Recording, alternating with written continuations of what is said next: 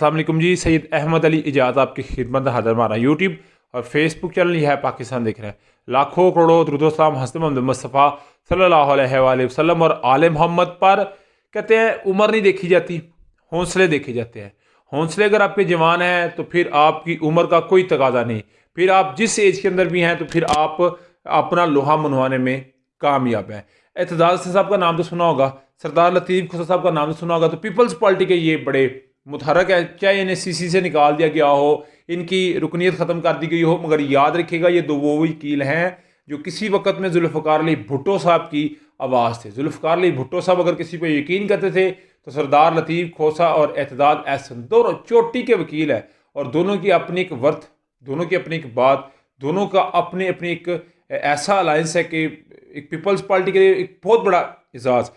Peoples party की देखिए, मैं बहुत बड़ा इनका नाक़िद हूँ और तनकीद करता हूँ, मगर एक चीज़ आपको माननी पड़ेगी, पीपल्स पार्टी के पास जो वकला की एक बहुत मजबूत स्ट्रॉन्ग टीम है और बड़ी पढ़ी लिखी जो एक टीम है ना, वो पीपल्स पार्टी के पास है। नून लीग के पास बिजनेसमैन है और तहरीक इंसाफ के पास बिजनेसमैन भी पढ़े लिखे में, ये मिक्सर है, ठीक है। मगर आप जानते हैं कि एक दरख्वास्त दी गई एतजाज़ हसन साहब ने अपने वकील लतीफ़ खोसा साहब के ज़रिए दी और वो था कि सिविलियन का ट्रायल मिलिट्री कोर्ट्स के अंदर होना है। अभी आप जानते हैं कि 5 रुकनी बेंच बना जिसमें जस्टिस जायदुल एहसन समेत जो एंड पे जस्टिस जहिया खान अफरीदी थे, पांचों ने, जस्टिस मुनीब ने, जस्टिस मुज़ाहिर अकबर और जस्टिस आयशा मलिक, ये समझा जाता है कि चीफ जस्टिस उमरताब बंदियाल वाला ग्रुप है, यानी कि एंटी ग्रुप है कादी फैसल साहब की, एक जो है पोर्ट्रेट किया जाता है।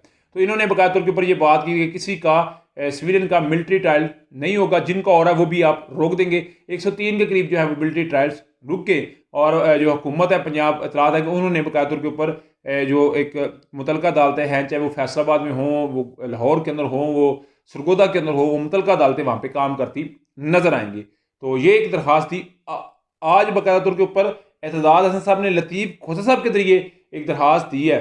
मगर इस दरख्वास्त से पहले आपको बता दूं, जो मिलिट्री कोर्ट थे उसमें 3 फरीक थे, जस्टिस जवाद ख्वाजा साहब जो कि साबिक़ चीफ जस्टिस साहब है, एतजाज़ हसन साहब और तहरीक इंसाफ खुद, ये तीनों सुरखरू हुए।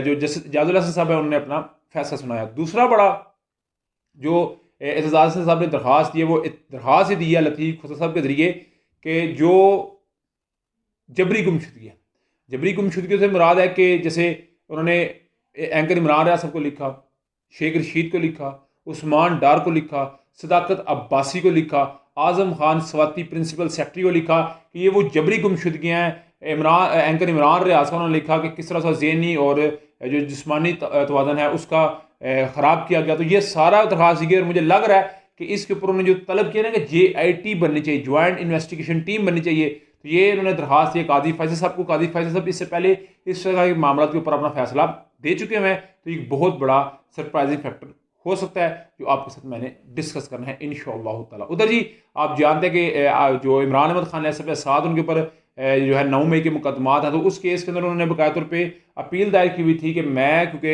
रियासत की हिरासत में था तो मैं किस तरह पेश हो सकता था। अदम पेशी पे मेरी जमानतों को खारिज किया गया, तो इनको किसी को दोबारा मेरी जमानतों को बहाल किया जाए। तो जस्टिस नीलम जो आलिया नीलम साहब हैं, उन्होंने इसको करना था। काज लिस्ट आई, वकला की टीम पहुंची, सारा सिस्टम पहुंचा, तो पता चला कि जी वो काज लिस्ट से सिस्टम निकल चुका था। अभी जो मैं आपको बात दोपहर के व्लॉग में कह रहा था कि इमरान खान का निकलना इतना ईजी नहीं है जितना पोर्ट्रेट किया जा रहा है। उधर जी शहबाज शरीफ, नवाज शरीफ, मरीम नवाज साहबा और कुछ शरीफ फैमिली के लोगों को बताया गया है अदारों की जानिब से कि आप इकट्ठे ना जाएं, आपकी जानों को खतरा है। इस वक्त शांगला गली के अंदर है, तो डेफिनेटली कल उनको रिलीफ मिलेगा और रिलीफ बड़ा तगड़ा है, क्योंकि नैब के मैंने आपको बताया था कि चेयरमैन से पूछने का कहा गया था। तो इस वक्त मैं आपको डैम श्योर बता रहा हूँ कि बाकायदा तौर के ऊपर कल नैब सारे केसेस को वापस ले लेगी और जस्टिस गुल हसन औरंगजेब और जो चीफ जस्टिस आमर फरूक साहब है वो साबका के वज़ीर-ए-आज़म और नवाज शरीफ साहब को बाकायदा तौर के ऊपर